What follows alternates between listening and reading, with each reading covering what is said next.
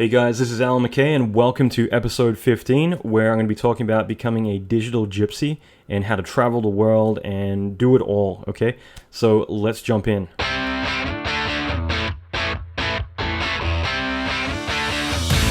Welcome to the Alan McKay Podcast. Alan is an Emmy Award-winning visual effects artist and mentor to many leading industry experts. Listen in as Alan talks with other industry leaders in film, video games, and visual effects about their experience, lessons, and methodology. Alan will teach you pivotal advice to fast-track your career, better your skills, and reach your ultimate dream job. Check out the latest episodes on alanmckay.com.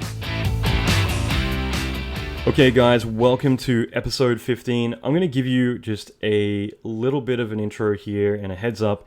This is probably going to be the most sporadic episode I've ever put together. But at the same time, there's a lot of cool information, so bear with me. It's something I just want to do a quick brain dump without doing as much about the homework, okay? So this is going to be about working in other countries. And like I said, it's going to be something that if you're interested, I want to really go in depth. I'm going to be doing a lot of research as well as bringing a lot of experts on this and talking more about how-to recipes of going about working in other countries and getting a lot of work from other countries, traveling the world, getting flown around the world for free. It's going to be a lot of really cool content, but I want to kind of put together this random episode just to kind of give you guys some insight. And if it's something that you're interested in, then I will be putting together some really carefully put out, really great information. But for now, you're going to have to put up with me rambling on because it's a little bit disorganized.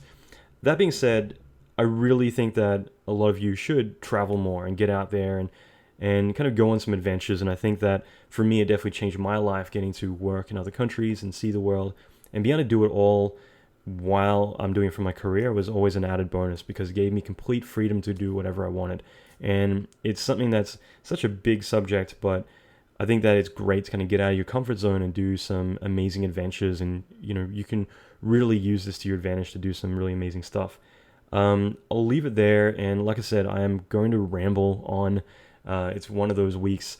I just wrapped on launching a new course, a mentorship course that I've never done before. I'm really psyched about this because it's going to be an 8-month course where not only am I teaching visual effects and how to create like high-end feature film effects, but I'm also going to be mentoring every one of the students in the class. So I'll be doing interactive workshop, like webinar lessons together, reviewing their work, constantly working with them over the span of nearly a year. And it's going to be really exciting. So I've been working to death on that, and I finally announced it on Sunday. And yeah, so anyone who wants to sign up, I'll have information at the end of the episode. Or you can actually go to alanmckay.com/fx1, and that's it's going to be big. There's only a week to sign up before I close the shopping cart, and we actually start December 29, which is a Monday. So really psyched, but man, it's been brutal between launching a podcast and doing that, as well as a lot of my other commitments and gearing up for next year. I've already got 2015 and a bit of 2016 already scheduled. It's going to be pretty heavy, but yeah, I'm so psyched about this. Beyond that, I will just say that very sporadic episode, and if you want to hear more of this, I will be bringing on a lot of experts and doing a lot of really carefully laid out episodes on the subject. Just let me know. Leave a comment on alanmckay.com/15 for episode 15.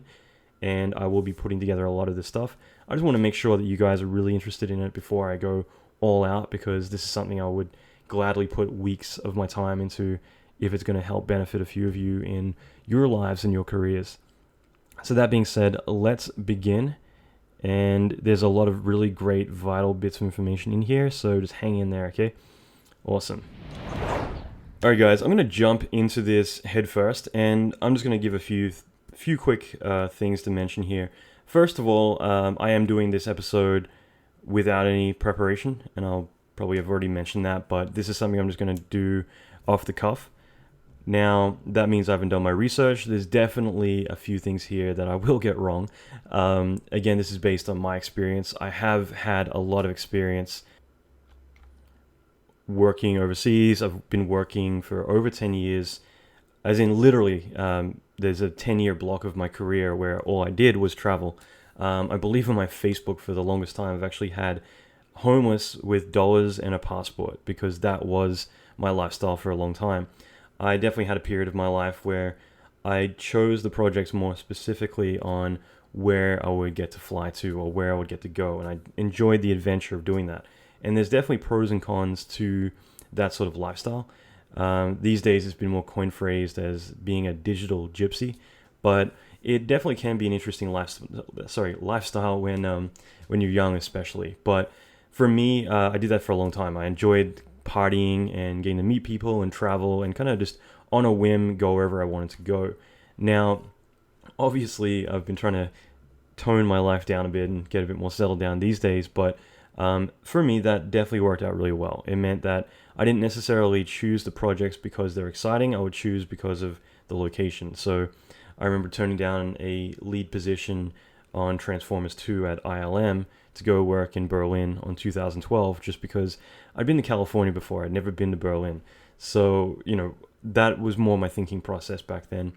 And it definitely meant that in some cases I wouldn't have great stuff on my reel for that year because I'd kind of picked a few more laid back or less organized projects because I didn't necessarily groom or more research the companies I'd work for. So again, I kind of on a whim say, New York, okay, I'll fly over there, great, pick the project, and then realize later that the company I worked for mightn't have been as organized as I'd hoped. Whereas typically when I pick my projects these days, I obviously will spend a lot of time kind of making sure that they're the right fit, that they're organized, that they know what they're doing, so that way you don't fall into a nightmare situation. I do think that employers need to interview their employers just as much as they get interviewed themselves, just to make sure that they're not walking into the crossfire of like a misorganized company or anything like that. Now, for me, it was a very exciting time. I got to do a lot. I got to travel a lot. I got to see the world and get paid and flown there for free. So I love that. And I know a lot of people who bring their family with them and make a lifestyle out of that, traveling the world and homeschooling their kids and getting to fly around and do whatever they want to do. At the same time, like there's obviously downsides. If you're traveling all the time, relocating for work, then that's something that can be a downfall on having a stable relationship, having a family, on just having roots wherever you are. I like having friends all over the world. I can call up at the drop of a dime and say, I'm in town, let's go beer, but it's not always feasible for everyone. And obviously the last couple of years I've definitely tried to kind of set my roots where I live in Los Angeles, and I've been living here on and off for pretty much my entire adult life, but I've always been traveling. It's only been the last, I'd say 3 years that I've really kind of settled down. That being said, I've got a wealth of knowledge on this subject, and I know plenty of people all over the world who deal with this stuff. Like I said, this is going to be very off the cuff, very random and disorganized. But if it is something that you guys are interested in, if there's enough of you who are say like, this was really fascinating, it's opened up my eyes to travel or working overseas, or I want to know more, I'm more than happy to put together a couple of episodes where I really do spend the time to research, as well as necessarily bring on a couple of immigration lawyers, visa lawyers, people who handle this sort of thing, as well as human resource people who typically will deal with this stuff, so that way they can give a lot more insight into the process and a lot of what goes into it. That being said, this is definitely going to be something fun, just to kind of spit out a lot of information, see if you're interested, and if you are, then in 2015 I will gladly devote a couple episodes to the different segments to it. But for now, it's just going to be a big regurgitation of information.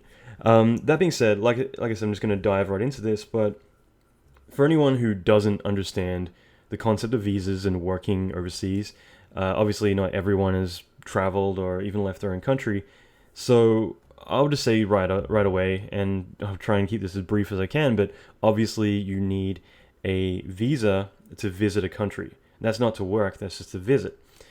Typically, there's going to be a visa waiver. A lot of countries have that agreement in place where if you're in the US and you want to go to New Zealand, or you want to go to the UK or EU, you typically will just hop on a plane and fly there. When you get there, you fill out a form, and it basically says you're allowed in the country for 3 months. After that, you have to leave, and if you don't, then shit hits the fan. That just means that you can go over there, you can go on vacation, you can do whatever you want to do. It's not very complicated. If you were to go to Russia or China, other countries, depending on who they are, where they are, typically you may need to apply ahead of time for a visa. That's not always the case. It just depends on a lot of different situations. Same thing if you're from certain countries coming to the US and vice versa. But for the most part, a lot of countries will have the visa waiver. Now, that means that you can go to a country and go on vacation. It does not mean that you can go there to look for work or look for a relationship or look for anything permanent. You're going there with the intention of leaving in 90 days or less. Now, if you were to work in a country, you will need a work permit, okay? And that's a completely different subject altogether from going to a country just to visit. Now, some countries, it's actually pretty easy to get these, again, because they have certain agreements in place. And the way the economy works, and again, this is something that I'm going on a whim, and I'm sure I'm going to get something wrong, but I mean, just in general, the whole world revolves around money, okay? So every country is going to employ a certain amount of people, they're going to earn a certain amount of money, they're going to spend a certain amount of money. Now, if you were to fly over there, get a work permit, start working for another in another country, then typically you're taking a job away from someone. Now, that means that it causes imbalance in how everything works, and that's why, on top of taxes and everything else, why it's not so straightforward just to say, I'm going to go work in another country and expect it to be okay. There needs to be certain things in place. Now, some countries will have that agreement where they'll give a working holiday visa. In other words, you could go there for 6 months. Some places will be up to 2 years to live and work in that country. And the way that that works, and this is where I'm getting to I could be wrong about some of this, but typically the way that it works is that obviously that agreement goes back and forth. So they're assuming that a certain amount of people are going to be working in other countries while they're letting other people in. So it's more something that will kind of be evened out essentially over that span of numbers, but that's how it'll work, and it'll only be with certain countries. So for instance, Australia will have something like that in place. So you could, if you're under 30, and it's more to give experience to, like a life experience to people who want to travel and have a life outside the country and work abroad, they can sign up and apply, and if it gets approved, go live in another country and work in that country. Go get a job wherever, it doesn't really matter, as long as they, pay the taxes and do everything they need to do. And after that 2 years, you go back, and vice versa. That will happen in those countries. There's certain agreements and connections with countries all over the world. So again, like the Commonwealth is a very big one between a lot of the Queen's countries. So the UK, I believe Ireland, and again, I could be wrong, but I believe Ireland and South Africa, Canada, Australia, New Zealand, pretty much anything that has the Queen's currency on it, on your money. But because of the Commonwealth, it does make it a lot easier to go work in those countries. And because of that, you'll get a lot of Australians going to the UK. You'll get a lot of Canadians coming to Australia. Whereas like the US and Canada, because their neighbors, have a lot easier time getting visas and so forth as well. Now, every country is different and every situation is different. Like I said, if you want to go to China or certain other countries, Japan, to work, that can become quite difficult depending on your situation. At the same time, there's specific visas set up for specific countries. Australia got a E3 visa about 8 years ago, and that allowed Australians to basically get a work permit to work in the US fairly straightforward. And similar permits came out, but whereas other countries, don't have that. So it really depends on a lot of different stuff, and it always fluctuates and always changes. And the more you get into this, the more you kind of need to have your finger on the pulse to kind of see how many visas are coming out every year, what you can apply for.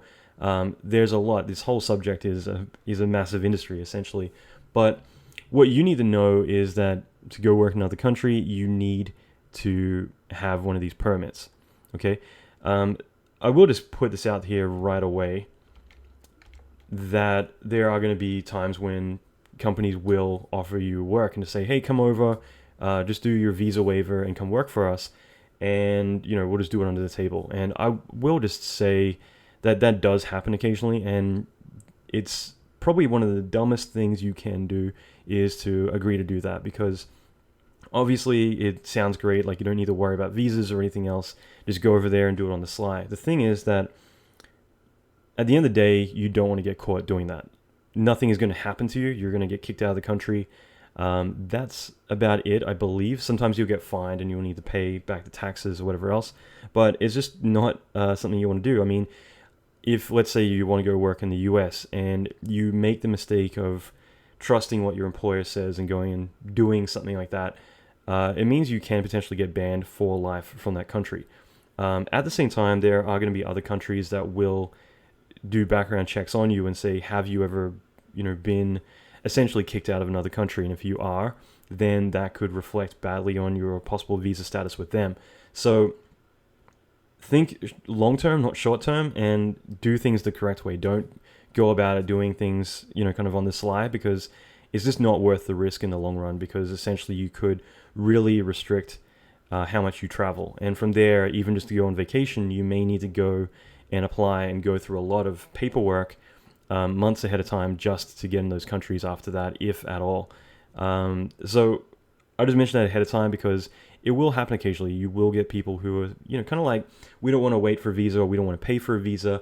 How about you just come over and we'll pay for the trip? And believe me, it's just something is not worth it. And I know people who've gone through that, and it's just because it sounds so easy, just hop on a plane and arrive.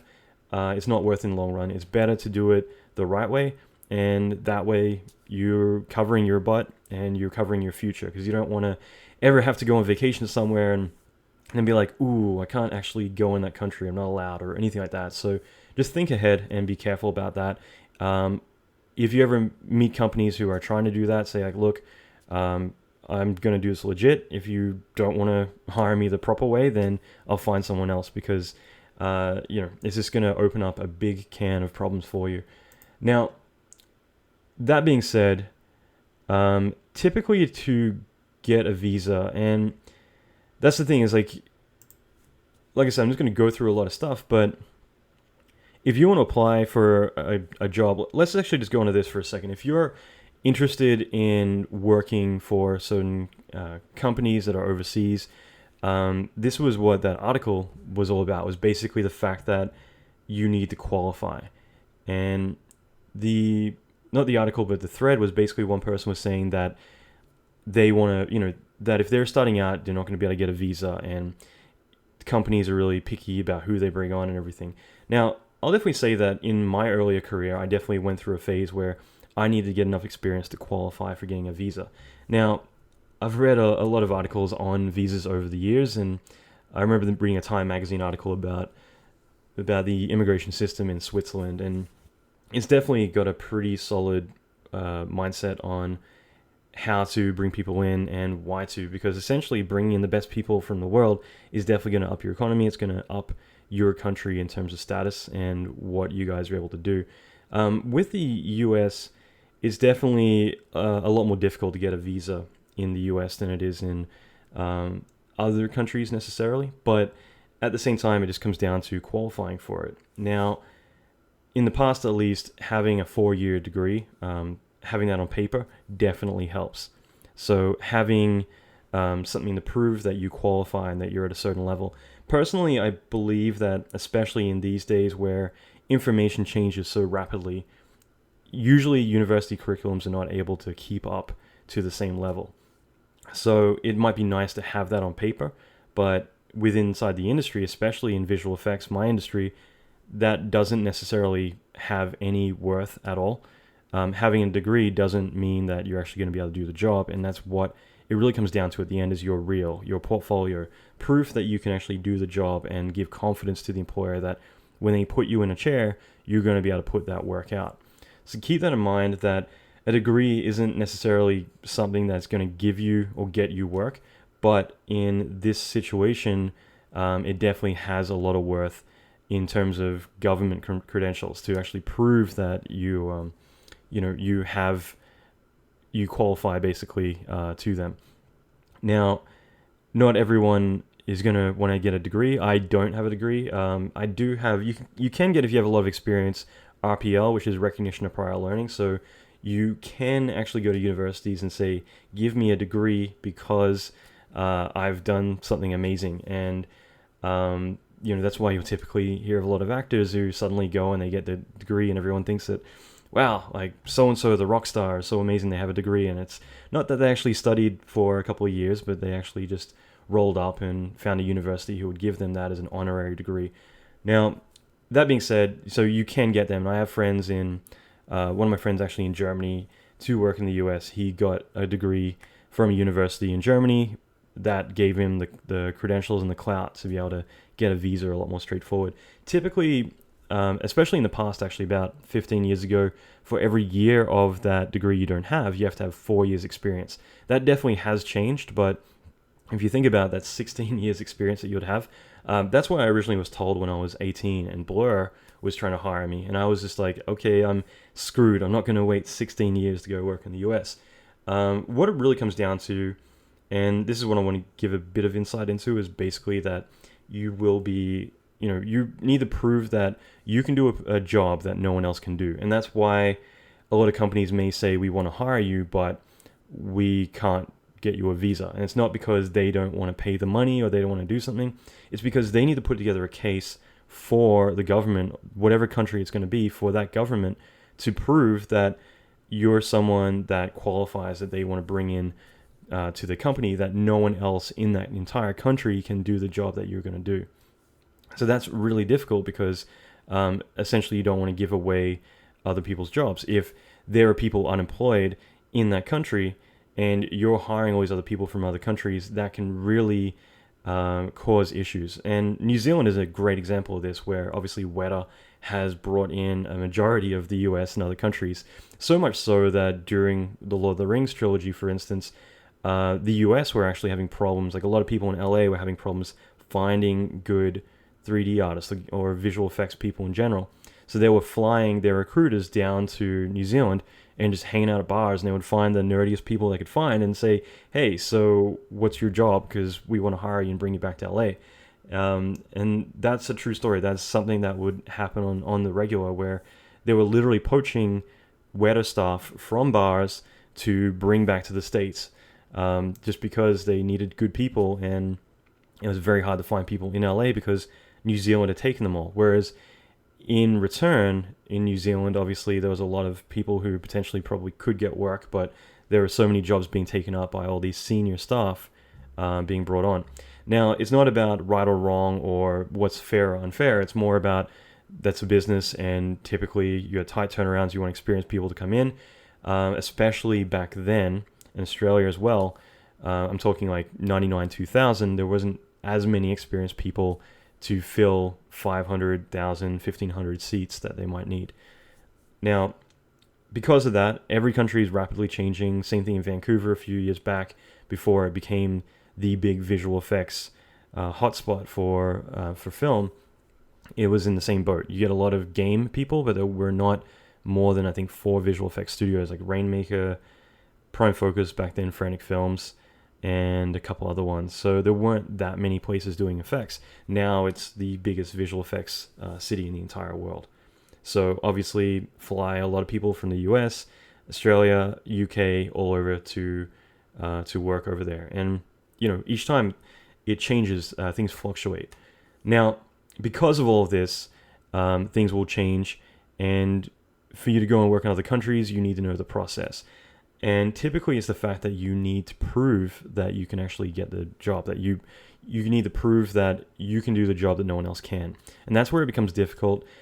This is something you can do on your own. I will say that the US, applying for work in the US is a bit trickier, because you cannot technically apply for your own work visa. You need your employer to, which means that you need to find a company that will hire you. Whereas technically, you're not allowed to come into the country to look for work. So there's a bit of a gray area there. I will leave that alone in terms of what your strategies may or may not be. I will say that obviously you can talk to recruiters and other people from overseas. You don't necessarily need to come into the country. like I said, there are certain things that I will kind of leave alone, but it's just basically that's how it works, and I completely respect that.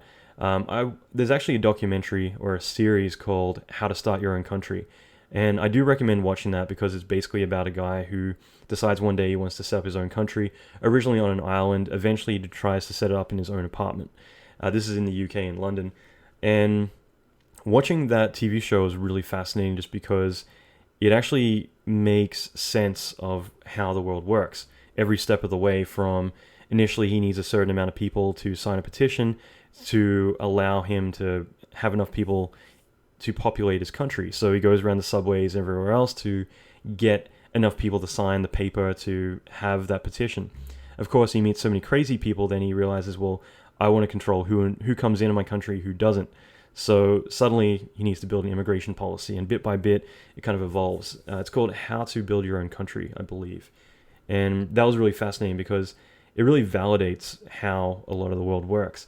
And the bigger the picture, the more complicated it gets, but it does actually make sense. So I will say that if you're in a country that doesn't have a lot of work in the industry that you're in, I will say visual effects, but obviously I want to kind of keep this as broad or mainstream as I can. I don't want to specifically single out one industry, but I strongly believe that in this day and age, you don't necessarily need to be in a certain city to get the work.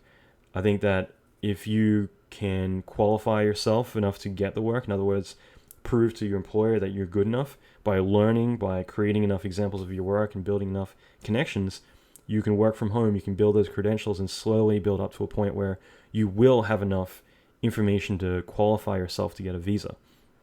So I think it's more about building a strategy, and I've talked a lot about that in other episodes, but it all comes down to this, really. I mean, for me to go work overseas, I obviously needed to put in the time at the local studios I worked at, build my name, build my portfolio of work, and slowly kind of build up to that point. And everything you do can be a strategy, but you break it down to those steps. Now, whether you're in LA, whether you're in New York, whether you're in Delhi, or whether you're in Beijing, whether you're in Sydney in Australia, wherever you are around the world, I really think that, especially with technology, especially with information, especially with the internet, I think it really breaks down a lot of discrimination with sex, with race, even with geographically where you're located. So I really think that anyone who ever feels like they can't get a job because of a certain reason, I think that with the internet now, you are able to go out there and find work, to be able to do what you need to do. It doesn't necessarily mean that you need to physically be in that location, or you need to necessarily go through similar steps that people locally might have. So in other words, when you're starting out, you can build up a damn good, and I'll talk more specifically about VFX, but you can build up a damn good portfolio, a reel of your work. And you can send that around and start to get a following on YouTube, on Vimeo, talk on the forums. And this is something I will talk about probably this week or next, about building a brand, but you can start to build this stuff up. You can build your name, learn all the material you can. There's so much free content out there. My website has got, I believe, over 100 free videos, if not more. I have several hundred out on the web. Everyone else has. There's plenty of great training out there. You got guys like Andrew Kramer, you got Digital Tutors, you've got CG Society, Effects PhD, all these other big websites out there teaching a lot of really amazing information. And for you, you don't need to go to university. You don't need to go and pay for some ridiculous education, like ridiculous priced education, I should say. You can go and find so much information out there for free that you will be able to get your skills up. Put in the time and get your skills up. Obviously, experience counts for a lot, but you can get your portfolio to a certain level that you can initially get that work to continue to build up. From there, once you do that, you can go and find a couple of student films or people online who are doing cool stuff that you can help collaborate with and work with them, get more experience, get actual shots on your reel or examples of game stuff on your reel, whatever it's going to be. And then you've got enough stuff that you can initially start to apply for work. Again, there are websites out there that allow remote freelancing, so you can go and get those additional jobs that are paid in their experience, and you'll be working remotely. You don't need to relocate for them. You can build up enough experience over the span of 2 or 3 years that when you're finally ready to work overseas in LA or wherever it's going to be, you will have enough experience, enough work on your portfolio, everything to get that visa, to get whatever you need to relocate to where you want to be. I strongly think you should go where the work is, but at the same time, you need to always adapt, and you need to look at your situation. And if you're in a situation where you feel you're geographically handicapped in terms of getting the opportunities that you want, well, like I said, things like I've just laid out, like you can actually pick and choose really great opportunities, build your master plan that you want to do to be able to give yourself the maximum potential to actually go out there and do everything you want to do.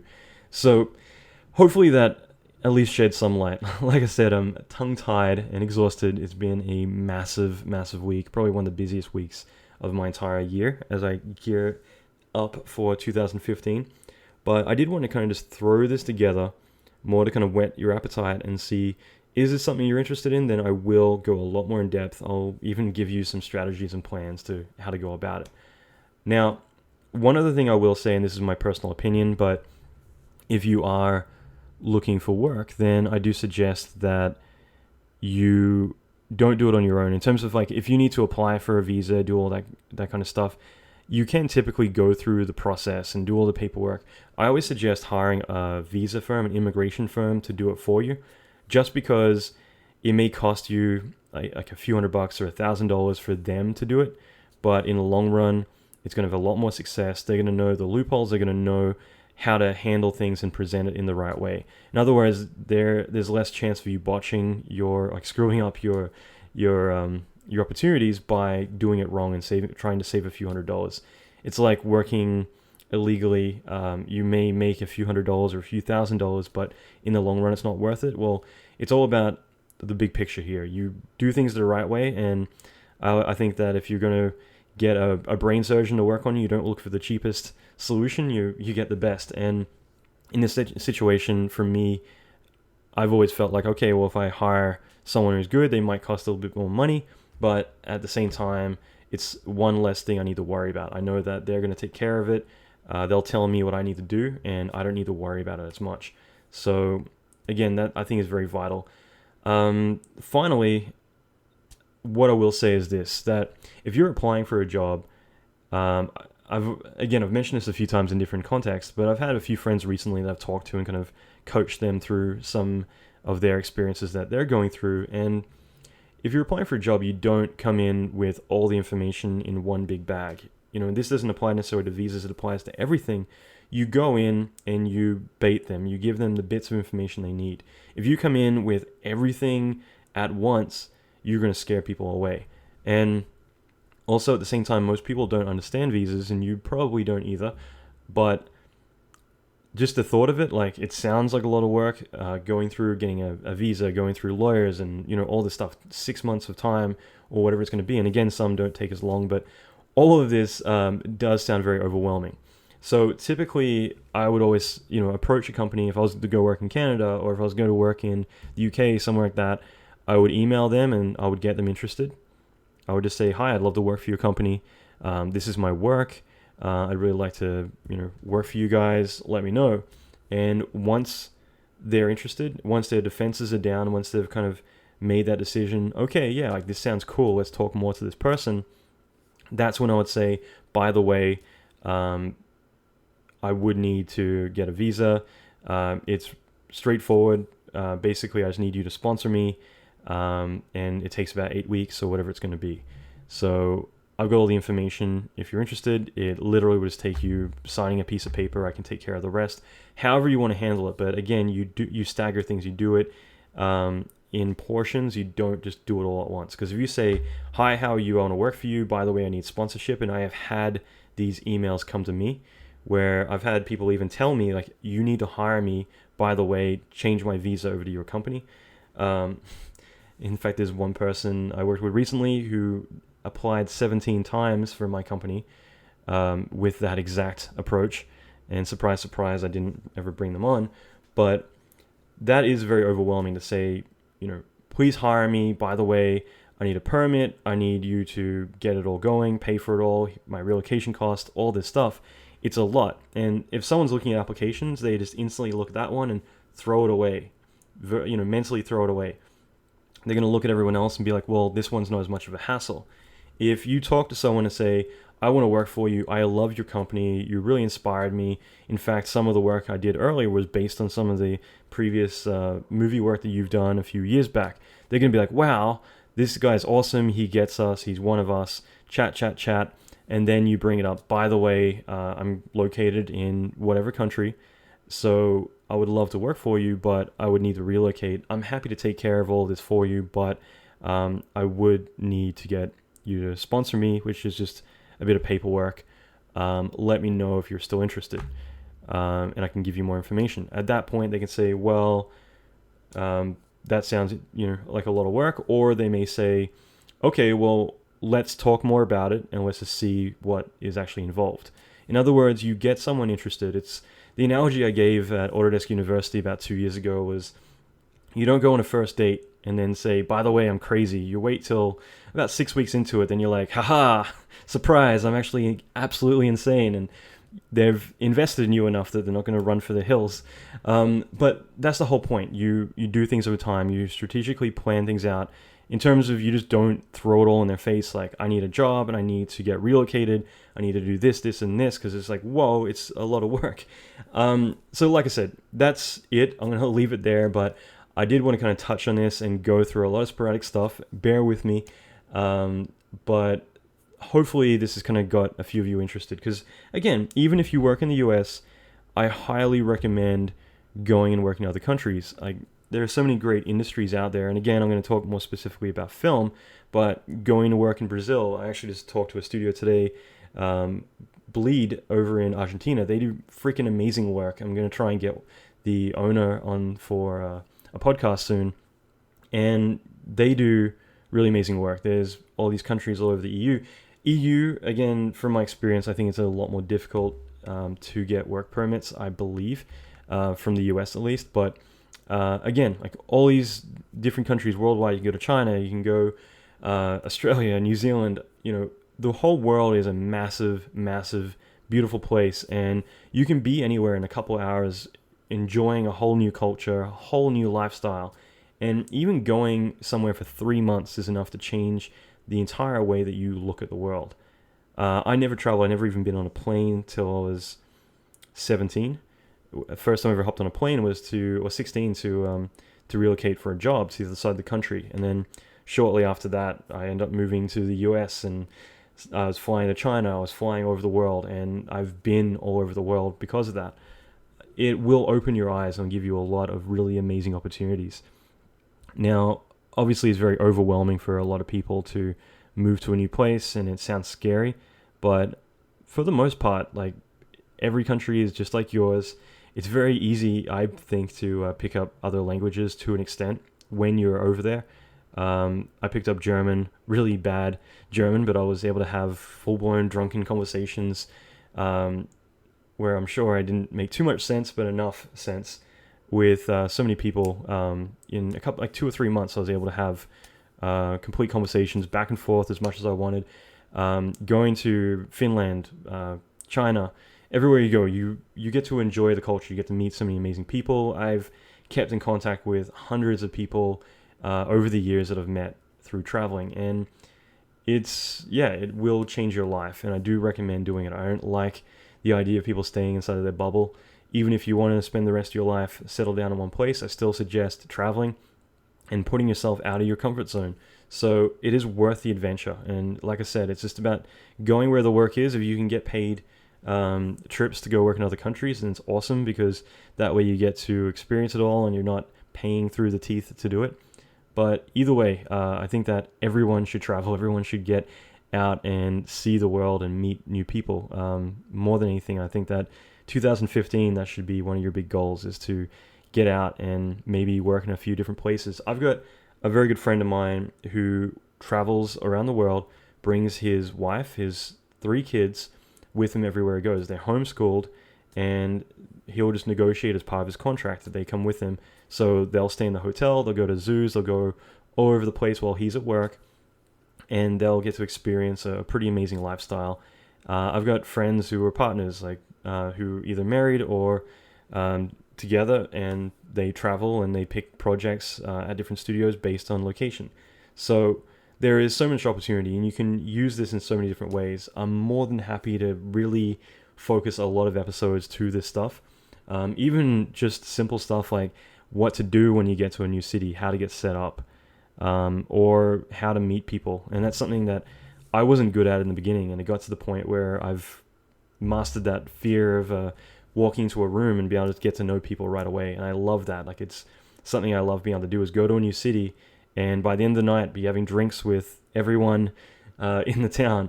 So this is something that I'm passionate about. I love this subject. So again, I'll leave it there, and this can be my one episode where I ramble and ramble and ramble, but again, I just wanted to give you guys a taste of this and give you guys a bit of incentive to learn more about it. If you want more information on this, I'm happy to bring on some experts on this subject, and we can discuss this a lot further, a lot more in depth, and over a few episodes, and very much more how-to segments. So I'll leave it there. Leave a comment. Go to my website. Go to episode 15. So alanmckay.com/15. And leave a comment. Just say, yes, more of this stuff. That's plenty. I would love to know who's interested. If you guys are, then I will give you guys the recipe for traveling the world for free and getting to really expand your entire lifestyle. So that's it. I hope you guys enjoyed this, and I'll be back with some more episodes very soon. Our 2014 is coming to a close, so I've got a few more really good, really solid episodes coming out that will cover some really cool stuff that's quite vital, I think, to making your transformation to 2015. The last thing I'm going to mention before I wrap this up, I put out a video series, and I mentioned it last episode. This was leading up to a mentorship which I'm running, and that is I'm going to spend the next 8 months working with a small group of people. I'm still got a few spots available, and this is going to be a mentorship where I'll be working on their visual effects skills, so teaching how to be groomed for more of a effects technical director lead position. In other words, I want to teach people from the ground up how to really get their skills to the highest caliber, how to learn to script and build tools and automate a lot of what you do, as well as build effects, build particle systems, dynamics, shaders, learn Python, MaxScript, do a lot of really cool stuff, automate compositing and Nuke. There's going to be a lot of really cool material. If you're interested, there's a few positions still available. You would need to get in right away. If you go to alanmckay.com/fx1, I've got a couple of videos that you can check out. Join the list. So in other words, just put your email in, and I'll be emailing you a bunch of videos about this that are really cool to check out. At the end of that, if you're interested, it'll give you an opportunity to sign up for the mentorship, and there'll be a lot more information about that. But this is something I've never done before. It's massive. It's the pretty amazing thing for me to be doing, because it gives me a chance to work with a small group of people and really mentor them and help them out. We'll be doing interactive classes like webinars every 2 weeks, as well as putting out new video content. There's 32 weeks, so a lot of videos we'll be putting together for this stuff, showing how to do a lot of really killer high-end feature film work. Like I said, I don't typically pitch much. For me, it's all about the content that I'm giving you guys, but I wanted to mention that just because I know there's going to be some of you who are really interested in this and can benefit a lot from it. I think everyone can benefit from having mentors. I definitely wish I had more mentors in my earlier career. I definitely have people around me now that, not necessarily as much in VFX, but in other parts of my life, I look to for help with what I do, and it makes me a lot more effective at what I do, and it's been a great learning experience that changed my life. But that being said, I just figured I'd mention this one last time, because I know there will be a little bit of time for you still to get in. But other than that, yeah, let me know about the visa and travel episodes. I'd love to do more of these, and like I said, a little bit more on point. So that's it, guys. I'll be back with a new episode in a couple of days. That's going to be on building your brand, as well as a lot of common questions that I get. That's going to be a big one because there's a lot of very big, very cool things that have been asked over the past couple of weeks and months, and I want to put together a mixed bag of really cool stuff.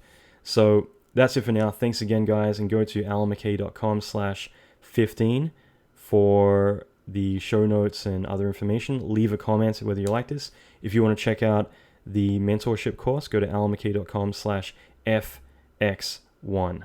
FX1. Awesome, guys. Talk to you soon.